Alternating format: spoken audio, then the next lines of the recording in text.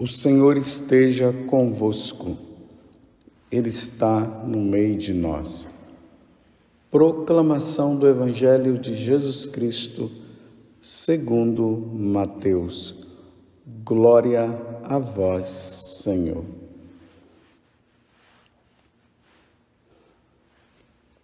Naquele tempo, partindo dali, Jesus viu um homem chamado Mateus, sentado na coletoria de impostos, e disse-lhe: segue-me. Ele se levantou e seguiu a Jesus.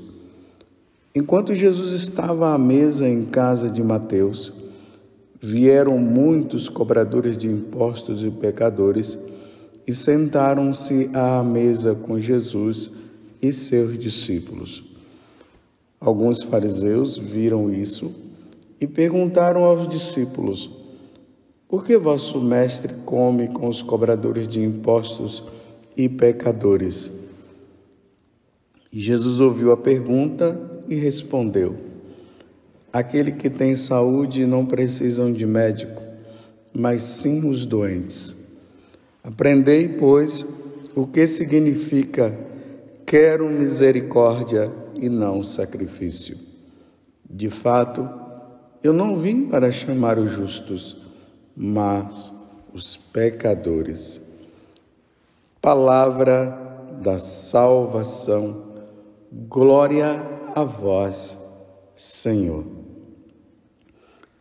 Meus irmãos e minhas irmãs, hoje a igreja celebra a festa do martírio de São Mateus.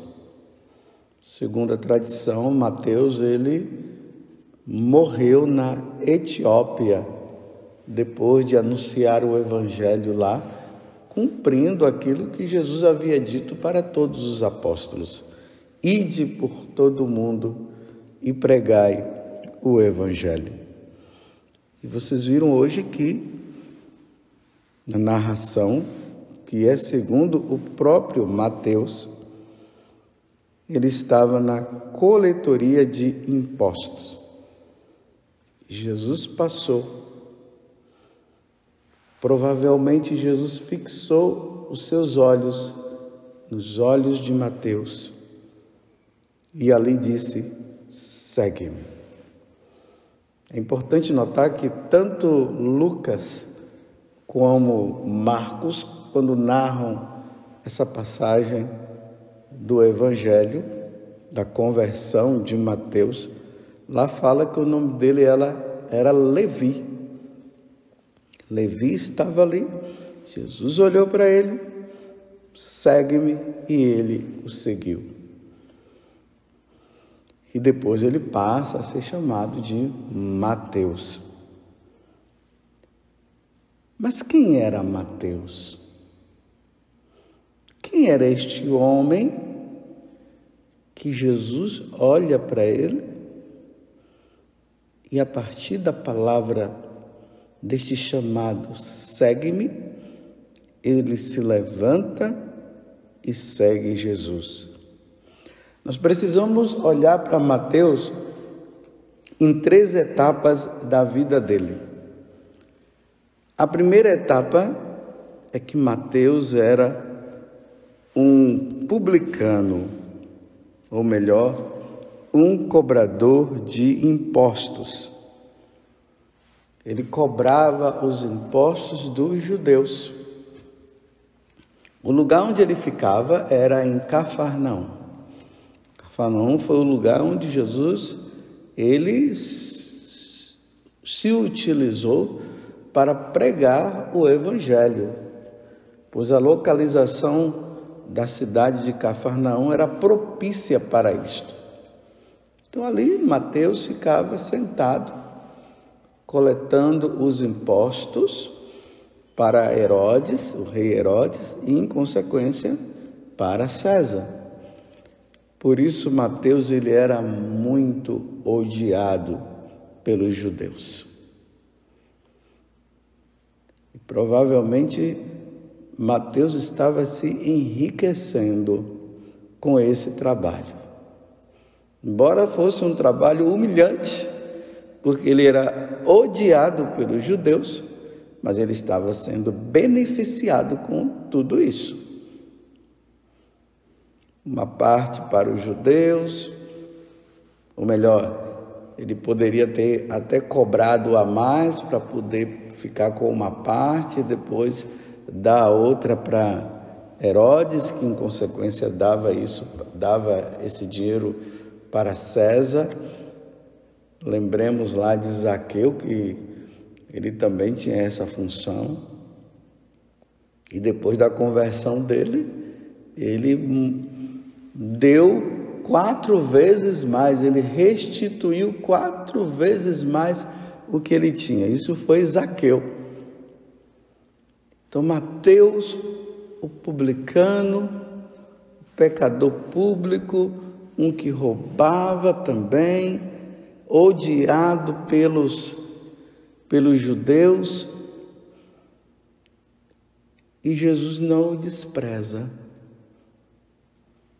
Jesus poderia muito bem olhar para Mateus e dizer: ele não tem condições nenhuma de ser o meu apóstolo. Mas o que Jesus estava visando não era somente Mateus ser um apóstolo, mas ele estava visando também salvar Mateus. Mateus precisava se salvar. Esse trabalho dele estava levando ele a perder a salvação dele. Ele precisava mudar de vida. Por isso que Jesus passa e diz: segue-me. Vejam que nós estamos no capítulo 6, ou capítulo 9 de São Mateus. Mas se nós formos lá no capítulo 6, também do Evangelho de São Mateus, no Sermão da Montanha, Jesus fala o seguinte, ali no versículo 19 ao 20: não ajunteis para vós tesouros na terra, onde a traça e a ferrugem corrói, onde os ladrões furtam e roubam. Ajuntai sim para vós tesouro no céu. Será que Mateus ele soube dessa palavra? Será que Mateus ouviu Jesus falar? Será que Mateus ouviu também Jesus dizer o seguinte, no versículo 14, também do Evangelho de São Mateus, dele, no Sermão da Montanha, o versículo ali 24: não podeis servir a Deus e à riqueza. Será que ele soube disso? Será que ele estava ali e provavelmente ele ouviu Jesus falando isso no Sermão da Montanha, que era ali naquelas mediações ali de Cafarnaum? Bem, se Mateus ouviu ou não, diante desse chamado, Mateus largou tudo. Ele largou a coletoria de impostos, ele largou essa tendência de achar que o dinheiro daria segurança para ele. Ele perdeu totalmente a segurança que ele tinha. Você lembra lá naquele momento em que o jovem rico, ele fala para Jesus: o que devo fazer para ganhar o reino dos céus? E Jesus disse: é só seguir os mandamentos. Ele disse: bem, os mandamentos eu já sigo, porque ele perguntou a Jesus até quais eram os mandamentos. E Jesus falou para ele quais eram os mandamentos. E ele disse: bem, tudo isso eu já faço, tem mais alguma coisa? Aí Jesus disse para ele: olha, pega a sua riqueza, dá para os pobres, as coisas que você tem, vende tudo, dá para os pobres e me segue. E ali o jovem, ele se entristeceu, porque ele tinha muito dinheiro, ele era rico, então ele não quis largar essa segurança, e aí ele foi embora. Aí São Pedro diz: para Jesus, porque Jesus antes diz, dificilmente um rico entrará no reino dos céus. Claro, um rico apegado à riqueza, que não distribui as riquezas também para os pobres, que não ajuda os outros, sendo ganancioso, então Jesus dificilmente um rico entrará no reino dos céus. Foi isso que Jesus falou. Mas Jesus não estava dizendo que o rico não vai entrar no reino dos céus. Isso precisa ficar bem entendido. O rico apegado não vai entrar no reino dos céus. E aí Pedro diz: mas nós deixamos tudo. E aí Jesus responde: aquele que deixa pai, mãe, tudo, né? Por causa de mim, ganhará o reino dos céus. Ganhará muito mais do que isso. Então foi isso que aconteceu com Mateus. Ele deixou o que o impedia de entrar no céu, que era a riqueza. Essa é a primeira fase. Mateus se converte, deixa tudo, depois ele faz esse jantar na casa dele e chama também os coletores de impostos, os publicanos, todos os pecadores, provavelmente ele pensando que, estando também com Jesus, eles iriam fazer a mesma coisa. E aí os fariseus olhando e começam a fazer todo aquele questionamento. E Jesus disse: olha, o médico vem para o doente, eu vim para os pecadores. E aí prossegue o evangelho. De coletor de impostos, de odiado pelos judeus, passa a ser seguidor de Jesus. E seguindo Jesus, ele se torna apóstolo. Agora ele entra no segmento. Então agora ele convive com Jesus. Ele vê os milagres de Jesus, que Jesus faz. Mais de perto, Jesus o instrui junto com os outros. E aí Mateus vai crescendo na santidade. Até o momento em que ele vê Jesus ser morto e ressuscitado. Quando Jesus aparece lá no cenáculo aos 12, Mateus também estava lá. E ele viu Jesus ressuscitado. Essa é a segunda fase da vida de Mateus. Ele segue Jesus mais de perto, aprende com Jesus, vai se santificando, e aí a renúncia dele vai se ampliando. Feliz aquele que na lei de Deus vai progredindo. Então ele foi progredindo. Depois que Jesus ressuscita, ele passa um tempo com os apóstolos também. E depois Jesus dá o envio: ide por todo mundo e pregai o evangelho. Aquele que crê e for batizado será salvo, e quem não crê já está condenado. E Jesus fala também: eis que estarei convosco todos os dias até os fins dos tempos. Então agora Mateus, ele se torna apóstolo no sentido mais prático. Ele vai pregar o evangelho. Lembrando também que Mateus estava no momento em que o Espírito Santo veio sobre os apóstolos e a Virgem Maria. Não podemos esquecer que Nossa Senhora também estava no momento em que o Espírito Santo veio ali no dia de Pentecostes. E Mateus vai pregar na Etiópia. Mas antes dele morrer, antes de acontecer a queda de Jerusalém, então Mateus, ele começa a escrever para os judeus. Agora, de apóstolo, ele se torna evangelista. Vocês estão vendo as três fases na vida de Mateus?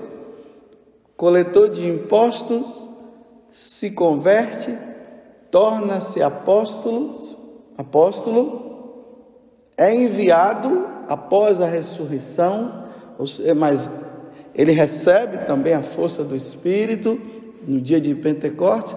Depois ele se torna evangelista. Por isso que nós estamos hoje no Evangelho segundo São Mateus. Então ele escreve todas as experiências que Mateus teve com Jesus. Aí é só ler o Evangelho segundo Mateus que nós vamos ver tudo aquilo que ele escreveu a respeito de nosso Senhor Jesus Cristo. Estão entendendo? E depois de tudo isso, depois do Evangelho escrito na Etiópia, segundo a tradição, na Etiópia ele é martirizado.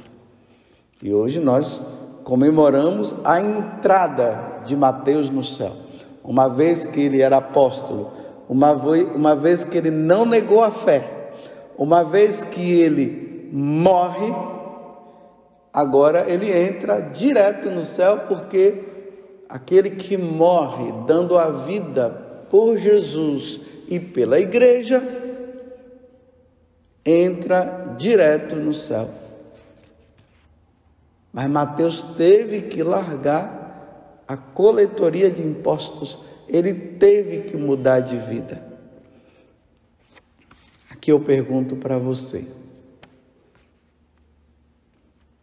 o que você precisa largar? Quando Jesus fala para o jovem rico, falta-te apenas uma coisa. Para o jovem rico era a riqueza. Para Mateus era a coletoria de impostos. E aqui tem até um detalhe. Mateus poderia ser o encarregado de cuidar das finanças, daqueles dinheiro que eles recebiam para a manutenção da vida deles. Lá no capítulo 8 do Evangelho de São Lucas fala que aquelas mulheres que haviam se convertido, dentre elas estava Maria Madalena, que havia expulso 7 demônios. E ali diz que elas seguiam Jesus e ajudavam também financeiramente. Veja a delicadeza de Jesus. Jesus não quis que Mateus fosse o tesoureiro. Poderia ter sido ele. Acabou sendo Judas, mas Judas acabou se deixando levar. Mas ele largou tudo, não ficou nada. Tudo que referia a essas coisas, Mateus agora tinha como tesouro Jesus Cristo. Jesus era o tesouro. A vida dele estava toda voltada para Jesus. E tanto estava voltada para Jesus que ele morreu dando a vida pelo Evangelho. Vocês entenderam? Você entendeu? De repente você é uma pessoa que é batizada, é católica, graças a Deus. Mas de repente ainda tenha alguma coisa na tua vida que esteja te impedindo de ser santo. De repente você é católico, está seguindo nosso Senhor, mas existe algo na tua vida que te impede de ser santo e ganhar o céu. Mateus era a coletoria de impostos. E você já refletiu aquele pecado mortal que constantemente você está caindo? Que às vezes tem pessoas que até dizem, até com certo orgulho, é o meu pecado de estimação. Não, meus irmãos, nós não podemos ter pecado de estimação. Não podemos ter. O pecado mortal tem que ser erradicado da nossa vida. E depois nós teremos que lutar pelos pecados veniais. Mas o pecado venial não nos tira da graça, o mortal tira. Então qual é o pecado? O que está te impedindo de seguir Jesus? Eu vou dizer assim de forma mais prática. É o DIU? É isso que está te impedindo? Eu estou falando para os católicos. Quem não é católico quer viver desta vida, aí é problema deles. Para nós católicos, não. É o pecado do aborto que você ainda não confessou e precisa confessar?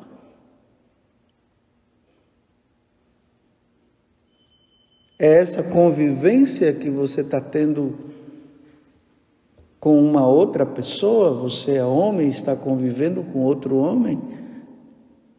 Ou você é uma mulher e está convivendo com uma outra mulher? Sendo que Deus disse que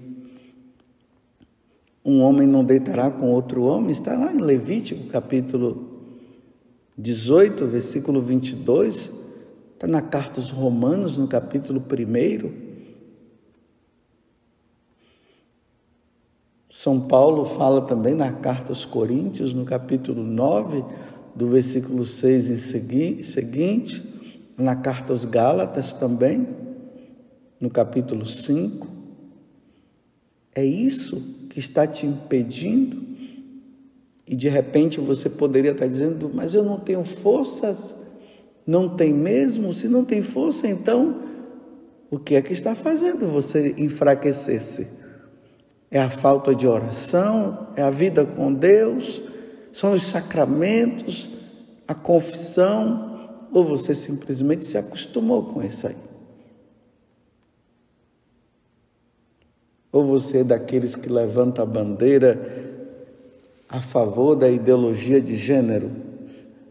Deus não é a favor da ideologia de gênero, não. Deus não é.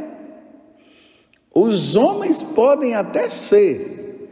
Os homens podem até achar que isso é bom. Mas eu estou falando para vocês, meus irmãos, que Deus não é a favor da ideologia de gênero. E a corrupção? Porque Mateus, ele vivia também a corrupção.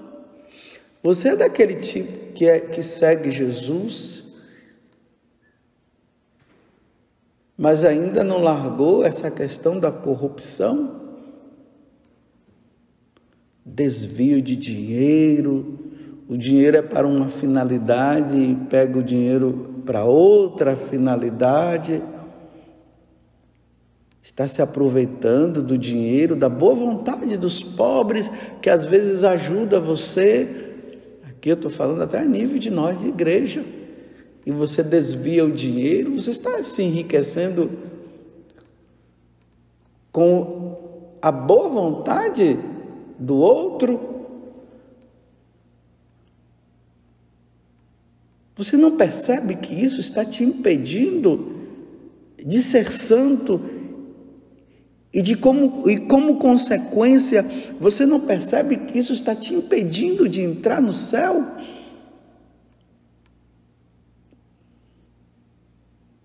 Você vai levar uma vida de Levi ou uma vida de Mateus? Estou usando aqui uma metáfora, porque, vamos dizer, Levi, o cobrador de impostos. Mateus, aí muda o nome, o seguidor de Jesus. Na sua vida, você está seguindo Jesus, porque aqui, eu estou falando até de algo contrário, olha bem. Mateus vivia uma vida errada, seguiu Jesus, se tornou apóstolo e evangelista.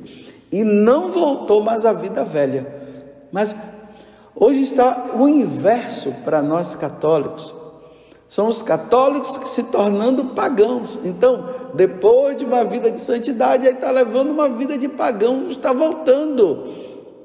Olha o que o Salmo diz: feliz o homem, feliz a mulher que na lei de Deus vai progredindo. Você está regredindo. Depois de um segmento de Jesus, você está regredindo, voltando à vida velha.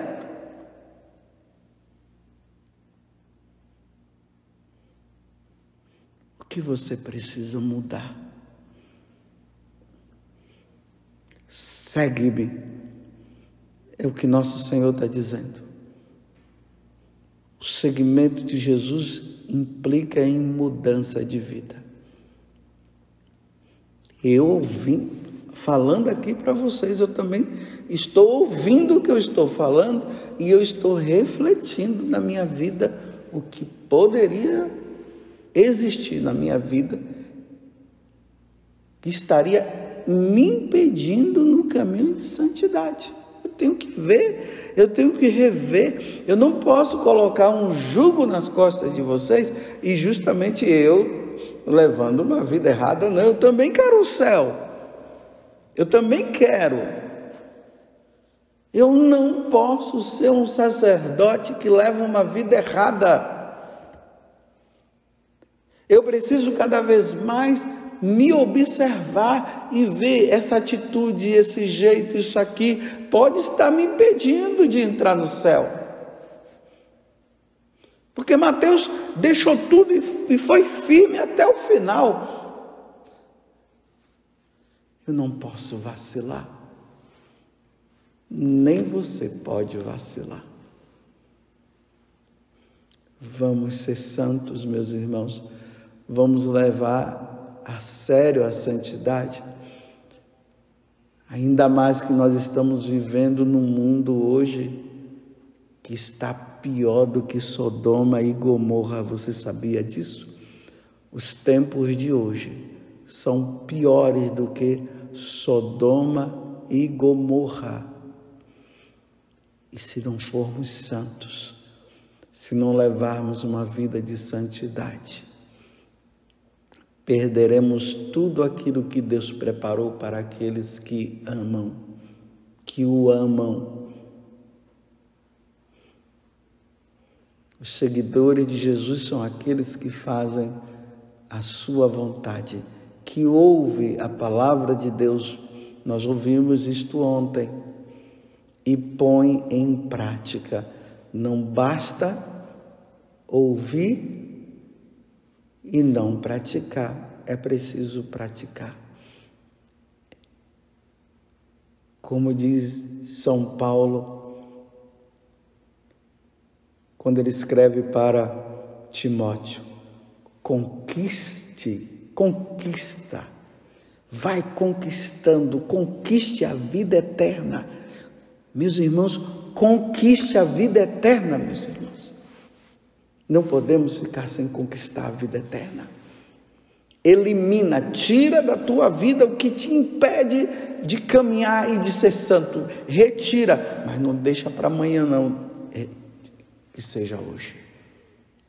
Se você tem alguma situação que você precisa resolver e que está te impedindo de ganhar o céu, elimina hoje, tira hoje, termina esse relacionamento hoje, porque pode ser que hoje o Senhor te chame, como pode ser que seja amanhã. Ó Virgem Santíssima, não permitais que eu viva e nem morra em pecado mortal. Em pecado mortal, eu não hei de morrer e nem viver, porque a Virgem Santíssima há de me valer.